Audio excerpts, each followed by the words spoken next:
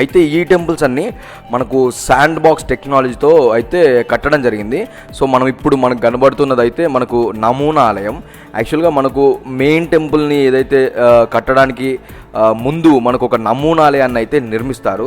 So మనకు ఇది main temple, మనకు దాని పక్కన కనబడుతుంది అయితే మనకు నమూనాలయం. దాదాపుగా ఇక్కడ ఉన్న అన్ని విగ్రహాలను అయితే ధ్వంసం చేశారు. అంటే మన కాకతీయుల కాలం తర్వాత మనకు ఢిల్లీ సుల్తాన్ అయినటువంటి అల్లావుద్దీన్ ఖిల్జీ చాలా హిందూ దేవాలయాల మీద దండెత్తి మనకు విగ్రహాలను కానీ లేకపోతే ఈ దేవాలయాలను కానీ వాళ్ళైతే విధ్వంసం చేసినట్టు మనకైతే కనబడుతుంది. వెయ్యి స్తంభముల గుడి కానీ లేకపోతే మనకు ఇక్కడ రామప్ప టెంపుల్లో కూడా ప్రతి విగ్రహాన్ని అయితే వాళ్ళు ధ్వంసం చేశారు. ఎందుకంటే వాళ్ళు విగ్రహారాధన అనేది వాళ్ళకు వ్యతిరేకం అన్నమాట. సో అందుకోసం అని చెప్పి వాళ్ళ అధికారంలోకి వచ్చిన తర్వాత దండెత్తి ఈ మన హిందూ దేవాలయాలు ఎక్కడైతే ఉన్నాయో భారతదేశం మొత్తంలో వాటన్నిటిని ధ్వంసం చేసుకుంటూ వచ్చారు.